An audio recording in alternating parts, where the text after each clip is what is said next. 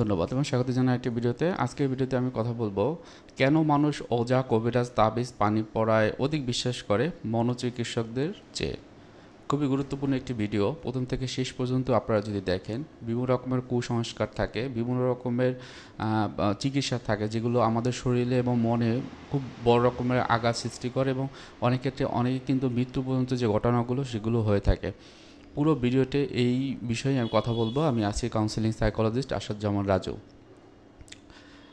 আমার প্র্যাকটিসের প্রথম দিক থেকেই আমি দেখেছি যে অনেকেই আছেন যারা গ্রাম অঞ্চলে বেশিরভাগ থাকেন, তারা হচ্ছে যে এই যে তাবিজ কবজ বা ওজা কবিরাজ এদের উপর বিলিভ রাখে এবং মনের যে সমস্যাগুলো তাদের যখন শুরু হয় তখন হচ্ছে যে তারা এই যে যারা আছেন যাদের কাছ থেকে চিকিৎসাটি নেওয়া যায় গ্রামের, হয়তো বা অল্প টাকা বা অল্পর ভিতরে পাওয়া যায়, তাদের কাছ থেকে নিয়ে থাকেন। তাহলে কী জন্য নেয় আমি সেই বিষয় নিয়ে কথা বলবো। মোট 10টি বিষয় খুবই গুরুত্বপূর্ণ, যে বিষয়গুলো আমাদের সবারই কম বেশি জানার দরকার। প্রথমটা হলো কালচারাল বিলিফ অ্যান্ড ট্র্যাডিশন, যেটাকে বলা হয় যে সমাজ এবং সংস্কৃতির একটা নির্দিষ্ট কিছু নিয়ম কানুন থাকে এবং সেই নিয়ম কানুন অনুযায়ী বরাবর চলতে থাকে। যেমন একটি জেনারেশন যেই বিষয়গুলো বা যেই বিলিফগুলো করতো, পরবর্তী জেনারেশন বা পরবর্তীতে যারা আসে তারা কিন্তু ওই ধরনের যে বিষয়গুলো তারা কিন্তু বিশ্বাস করে। অনেক সময় দেখা যায় যে তাদের এই যে একটা ট্রাস্ট জন্মে, যে কারণ ওই মানুষগুলোর প্রতি একটা অনেক দিন ধরে চিকিৎসা নিচ্ছে, সুতরাং এই যে বিশ্বস্ততা সেটিও কিন্তু এই ধরনের কবিরাজ ওজা এদের কাছে যাওয়ার জন্য অন্যতম ভূমিকা পালন করে।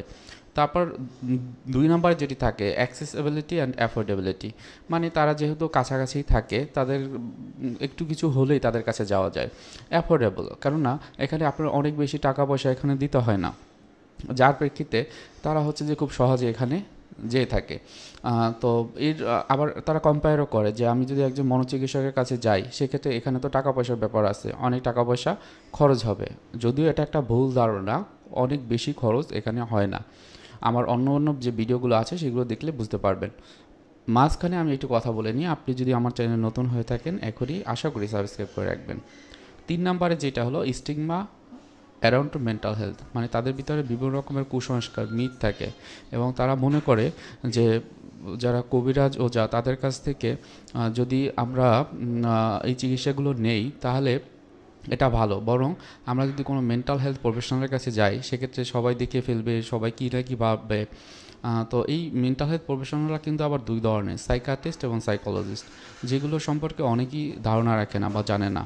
তারপর আরেকটা জিনিস আমরা বলি যে 4 নম্বরে হোলিস্টিক অ্যাপ্রোচ খুবই গুরুত্বপূর্ণ, অর্থাৎ তারা মনে করে যে এই যে ব্যক্তি যার কাছে তারা যাচ্ছে তার এই যে সমস্যাগুলো নিয়ে সে তারা হলো স্পিরিচুয়ালি তারা অনেক বেশি হাই, তাদের ভিতরে বিভিন্ন রকমের ইমোশনাল বা ফিজিক্যাল বিষয়গুলো খুব সহজে শেয়ার করা যায়, সুতরাং তারা অনেক কিছু জানে। হ্যাঁ, বা তারা হচ্ছে যে প্রকৃতিগতভাবে যেহেতু একই স্ট্যান্ডার্ডে বসবাস করে, একই কালচারে বসবাস করে, সুতরাং তারা বিষয়গুলো খুব সহজে ধরতে পারে।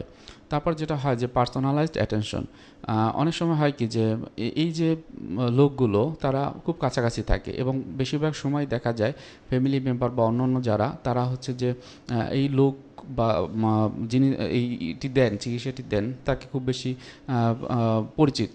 তো সেই ক্ষেত্রে দেখা যায় যে তাদের কাছ থেকে যেমন যাওয়া সহজ, সাথে সাথে যারা প্রফেশনালি কাজ করেন সাইকিয়াট্রিস্ট বা সাইকোলজিস্ট তাদের কাছে যাওয়াও একটা কঠিন বিষয় হয়ে যায়। যেতে হবে, সময় খরচ হবে বা টাকা পয়সা খরচ হবে, এই বিষয়গুলো তারা কিন্তু চিন্তা করে থাকে। তারপর যেটা হয় কমিউনিটি ট্রাস্টের কথা বলা হয়, অর্থাৎ তারা যেই কমিউনিটিতে থাকে সেখানে একটা স্ট্রং বিলিফ কাজ করে। হয়তো বা ওখানের যে কর্তা থাকেন বা আমরা যে বলি যে চেয়ারম্যান বা অন্যান্য যারা খুব সালিশ করেন বা সব কিছুতে নিজেদেরকে ইনগেজ রাখেন, তাদের একটা কিন্তু ইনফ্লুয়েন্স এখানে থাকে এবং সেই ইনফ্লুয়েন্স থেকেই তারা কিন্তু বিশ্বাসবোধের যে জায়গাটি সেটি কিন্তু কাজ করে। আরেকটি বিষয় যেটা আমি 7 নম্বর রেখেছি সেটা হলো ইমিডিয়েট কমফর্ট অ্যান্ড রিলেটেবিলিটি, মানে যখন এই ব্যক্তির কাছে যায় তখনই তাদের মেন্টাল একটা স্যাটিসফ্যাকশন হয় এবং ওই ব্যক্তি কিন্তু সহজেই বুঝতে পারে যে তাদের অবস্থানটা কী, তাদের কী কী ধরনের সমস্যা আছে যার বেসিসে তারা আবার এখানে আসছে। যারা রোগী হিসেবে আসে বা যারা ফ্যামিলি মেম্বাররা যারা তার কাছে যায়, তারা কি করে, তাকে দেখেই একটা শান্তি কাজ করে এবং মনে একটা তৃপ্তি হয়। এবং তখন কি হয় যে এই যে তৃপ্তি থেকে তারা কিন্তু বাসায় চলে যায়। কিন্তু মেইন যে প্রবলেম সেটা উদ্ঘাটন করা, সেটার একটা চিকিৎসা হওয়া, সেটা কিন্তু তারা হয় না। এরপর যেটা হয় যে 8 নম্বরে lack of awareness and education. আমাদের বাংলাদেশে আমরা দেখছি যে অনেকেই আছেন যে হচ্ছে যে হয়তো বা এডুকেটেড, কিন্তু তাদের অ্যাওয়ারনেসটা কম। তারা ওই যে বলা হয়েছে যে এটা কালচার টু কালচার আবার ভেরিও করবে যদিও, কিন্তু তারা জেনারেশন হয়তো বা বাবা মা বা দাদারা দাদি এরা হলো এগুলো বিশ্বাস করতো, এবং সেই বিশ্বাসবোধের জায়গা থেকে এখন তারাও এই বিষয়গুলোকে মেনে নিচ্ছেন। এবং তাদের কোনো সমস্যা হলে তাদের সন্তানের, নিজের বা ওয়াইফের, যারই কোনো সমস্যা হোক, তারা কিন্তু এই যে ওজা কবিরাজ বা যারা হচ্ছে এই ধরনের চিকিৎসা করে তাদের কাছে কিন্তু যেয়ে থাকে। এবং তারা বেশিরভাগ ক্ষেত্রেই দেখা যায় যে হয়তো বা অনেক শিক্ষিত, অনেক কিছু জানে, কিন্তু মেন্টাল হেলথের প্রফেশনালরা যে আলাদা রয়েছে সেটিও কিন্তু তারা জানে না। এরপর যেটা হয় যে 9 নম্বরে fear of medication side effect. অনেকে মনে করে কি যে এই যে প্রবলেমটি হয়েছে, আমরা যদি কোনো ডাক্তারের কাছে যাই, মনোচিকিৎসকের কাছে যাই, সেক্ষেত্রে সে ওষুধ দিবে এবং সেই ওষুধটার একটা সাইড এফেক্ট হবে, সেটা খুব বড় রকমের একটা সমস্যা হবে। কিন্তু এটা একটা মিথ, একটা ভুল ধারণা। আসলে মনের যে রোগগুলো বেশিরভাগ ক্ষেত্রে এটা ওষুধ ছাড়াও কিন্তু চিকিৎসা করা সম্ভব। আমরা বলি মাইল্ড, মডারেট এবং সিভিয়ার। বেশিরভাগ ক্ষেত্রে যাদের প্রবলেমগুলো খুব বেশি সিভিয়ার তাদের কিন্তু মেডিসিন দরকার হয়।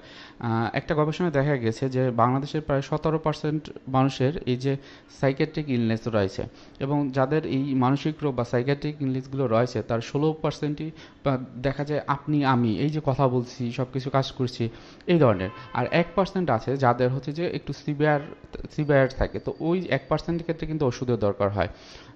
আর 16%-এর ক্ষেত্রে কিন্তু কোনো দরকার হয় না, মনের যে চিকিৎসা সেটি নিলেই হয়। তারপর যেটা হয় যে রিলিজিয়াস এবং স্পিরিচুয়াল বিলিফের কথা বলা হয়, খুবই ইম্পর্টেন্ট এই বিষয়টি। অনেকে ধর্ম সংক্রান্ত যে বিষয়গুলো খুব বেশি বিশ্বাস করে, তারা স্পিরিচুয়ালিটিকে বেশি গুরুত্ব দেয় এবং সবসময় মনে করে যে যে প্রবলেমটি তৈরি হয়েছে এটা তো আসলেই দেখা যায় না, তো এর ভিতরে এমন কিছু আছে যেটি হলো ওই ব্যক্তি পারবে যিনি এটি প্র্যাকটিস করেন। এবং এই যে ট্র্যাডিশনাল একটা চিন্তা ভাবনা, তার এর বেসিসে কিন্তু তারা ওই যে যে লোকগুলো যারা হচ্ছে যে বিভিন্ন রকমের তাবিজ কবজ বা পানি পড়া দিয়ে থাকে তাদের কাছ থেকে তারা কিন্তু যেয়ে থাকে।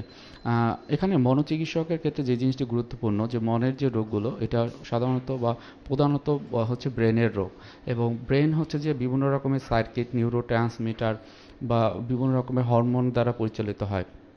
সুতরাং এই চেঞ্জগুলো যেমন ওষুধের মাধ্যমে ইমিডিয়েটলি করা যায়, ঠিক তেমনই এটি হলো এই যে সাইকোথেরাপি বা কাউন্সেলিংয়ের মাধ্যমেও করা সম্ভব হয়।